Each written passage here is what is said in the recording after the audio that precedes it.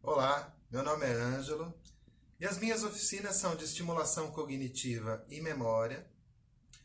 O principal objetivo é estimular o cérebro, estimular a memória, através de atividades divertidas, de criatividade, atividades lúdicas, sempre respeitando a capacidade de cada idoso no desenvolvimento dessas atividades. Então, eu vou passar agora alguns exemplos de algumas atividades que a gente pode desenvolver nas aulas e também agora em casa, tá? A primeira atividade que eu gostaria de falar são os jogos de tabuleiros e cartas, né? São jogos facilmente encontrados aí no mercado, mas também que muita gente tem em casa. Então, a carta, né, o dominó, de repente algum jogo de Uno também é muito interessante, que são atividades que estimulam principalmente o raciocínio lógico, né? Esse tipo de atividade é muito interessante. O outro são as pinturas, tá? Então as pinturas, principalmente, elas nos levam à estimulação da criatividade, mas procurando sempre utilizar uma pintura, por exemplo, com legenda, né? Alguma coisa que possa fazer com que a gente utilize realmente o raciocínio lógico, né? A criatividade. Então, são excelentes também para a gente desenvolver.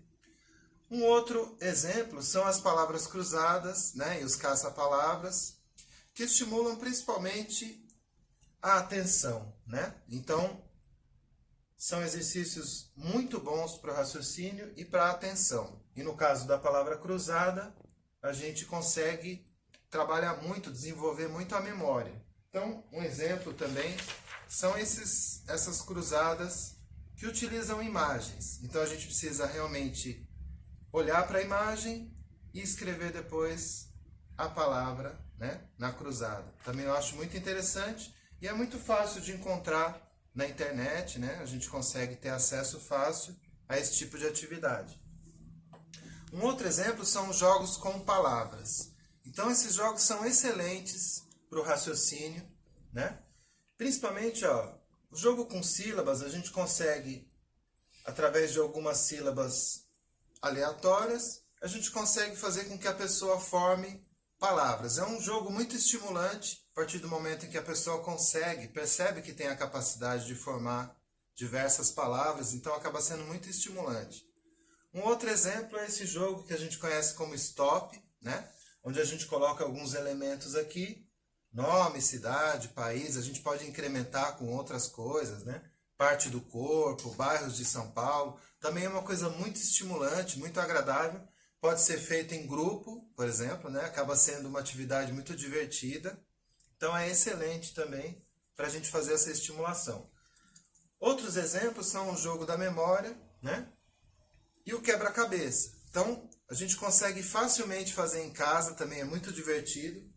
Um exemplo que eu tenho aqui é do quebra-cabeça, né? Então, a gente consegue... Primeiro a gente faz a pintura do desenho, depois a gente corta em partes iguais e forma o quebra-cabeça. Então, é muito estimulante, muito divertido e acaba sendo um excelente exercício para o raciocínio, né? Então, o mesmo caso do jogo da memória. São feitos os objetos, né, em pares, depois a gente vira de cabeça para baixo e depois a gente vai virando e através da memória a gente vai tentando achar os pares ali daqueles elementos. É muito interessante, muito divertido. Um outro exemplo esse é o Tangram, é um quebra-cabeça chinês, né, um tipo de quebra-cabeça onde a gente tem 7 peças, né? Eu tenho aqui essas peças em EVA. Então, são as 7 peças utilizadas para fazer justamente esses desenhos. Então, através dessas peças, que podem ser feitas em casa também, a gente consegue formar milhares de desenhos, também é excelente para o raciocínio, para a atenção. Então, é isso, eu espero que vocês tenham gostado, tá? Logo a gente vai se ver e que a gente possa realmente continuar se cuidando. Em breve a gente vai estar juntos novamente. Saudade de vocês, um grande abraço.